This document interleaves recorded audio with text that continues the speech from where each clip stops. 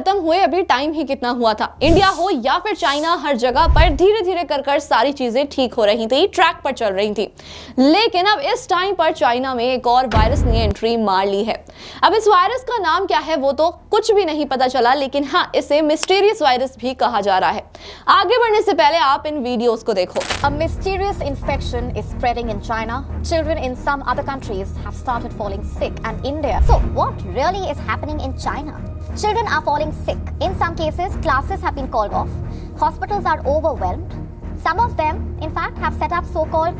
अब इन वीडियोस में आपने ये देखा कि चाइना के हॉस्पिटल किस तरीके से ओवरवेल्म्ड है, वो भी बच्चों के साथ। तो ये वायरस सबसे ज्यादा बच्चों को अटैक कर रहा है और बच्चों में फैल रहा है।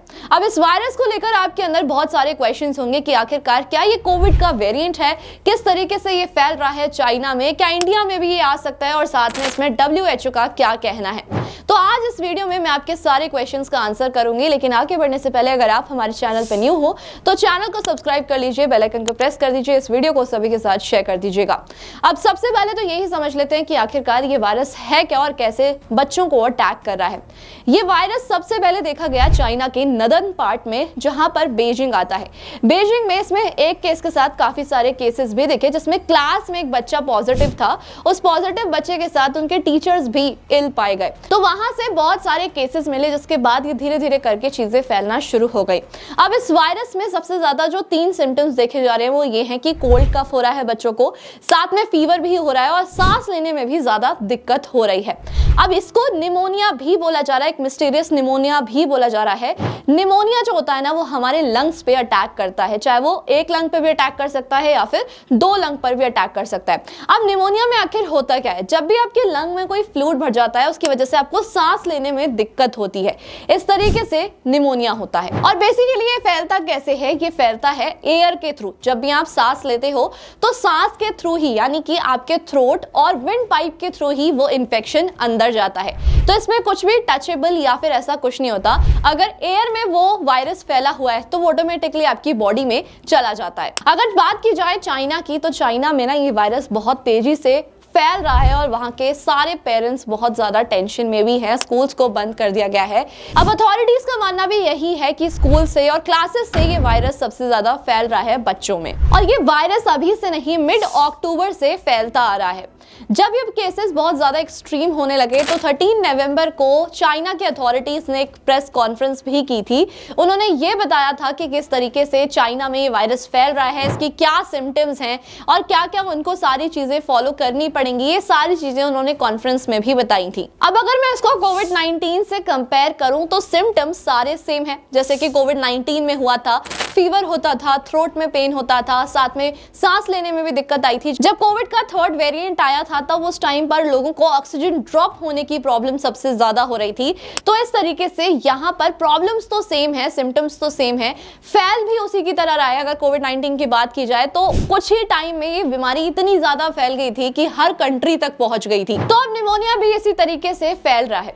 बात यहाँ पर यह आती है कि क्या ये कोविड-19 का वेरिएंट है? नहीं, ये कोविड-19 का कोई भी नया वेरिएंट नहीं है। ये एक नया वायरस है जो कि अब चाइना में फैल चुका है। अब कनेक्शन यहाँ पर क्या इंडिया में भी ये फैल सकता है? आपको पता होगा कि अभी भी चाइना के सारे ट्रैवल्स चालू हैं। अगर मैं बात करूं फ्लाइट की, तो on the daily basis flight land भी हो रही हैं और शायद डिपार्चर भी हो रहा है उनका।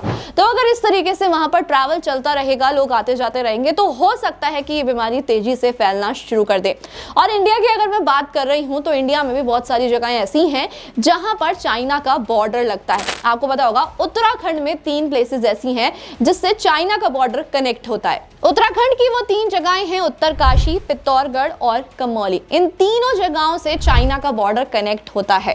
तो यहाँ से सबसे ज्यादा एक्सपेक्ट किया जा रहा है कि हो सकता है कि इस जगह से, यानी कि जो बॉर्डर्स कनेक्ट हो रहे हैं, हो सकता है उस जगह से ज्यादा वायरस फैल सके। और साथ में ये भी बोला गया है कि जो ऑलरेडी प्लेन्स जा रहे हैं, ट्रैवल हो रहा है, उससे भी ये चीजें इंक्रीज हो सकती हैं।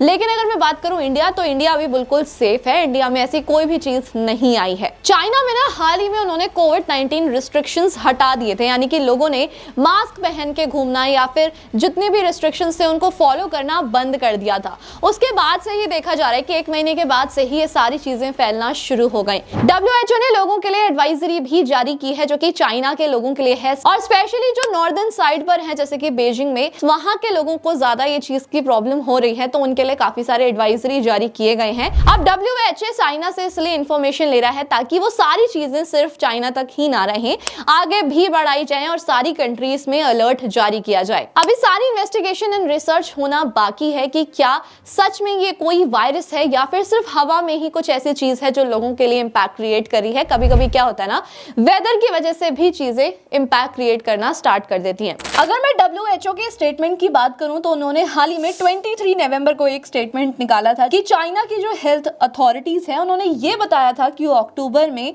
हॉस्पिटलाइजेशंस में राइज तो आया है, लेकिन वो ज्यादा बड़ी बीमारियां नहीं है जैसे कि इन्फ्लुएंजा वायरस है या फिर RSV है, जिसमें उन्होंने ये बताया कि ओनली थोड़ा बहुत कोल्ड हो रहा है और साथ में कोल्ड के सिम्टम्स ही हैं, और साथ में मई से ही हॉस्पिटलाइजेशन बहुत ज्यादा इंक्रीज हो गया था बच्चों का। वहीं अगर मैं इंडिया की बात करूं तो इंडिया का पूरा हेल्थ केयर सेक्टर बहुत ज्यादा अलर्ट हो गया है। सबसे ज्यादा अलर्ट कर दिया गया है राजस्थान को, हरियाणा को, उत्तराखंड को तो स्पेशली, क्योंकि वहां पर 3 जगह ऐसी हैं जो बॉर्डर से कनेक्ट होती हैं। गुजरात, कर्नाटक और तमिलनाडु, इन सारी जगहों को सबसे ज्यादा अलर्ट कर दिया गया है, और सबसे ज्यादा ना उन प्लेसेस को भी अलर्ट कर दिया गया है जहां पर सबसे ज्यादा लोग ट्रैवल करते हैं, टूर पे जाते हैं, या फिर कुछ ऐसी मॉन्यूमेंट है जहां पर लोग जाते रहते हैं देखने के लिए। उन सारी जगहों को अलर्ट कर दिया है गवर्नमेंट ने ऑलरेडी, लेकिन इंडिया पर अभी तक इसका कोई भी इंपैक्ट क्रिएट नहीं हुआ। लेकिन हमें इस चीज को लेकर ना बहुत ही ज्यादा सेफ्टी से रहना पड़ेगा। आपको पता है कि कोविड-19 को फैलने में कितना ही टाइम लगा था। अब मैं अगर कोविड-19 की बात करूं तो उसके सिम्टम्स भी सेम थे, उसी तरीके से आपको सारे रेस्ट्रिक्शंस, रेगुलेशंस यहाँ पर भी फॉलो करने चाहिए। अगर आप कहीं पर भी जा रहे हो तो आपको मास्क लगाना चाहिए, साथ में आपको हैंड सैनिटाइजर भी रखना चाहिए कि अगर कोई भी टचिंग वाला वायरस फैलता है तो उससे भी आप सिक्योर हो जाओगे।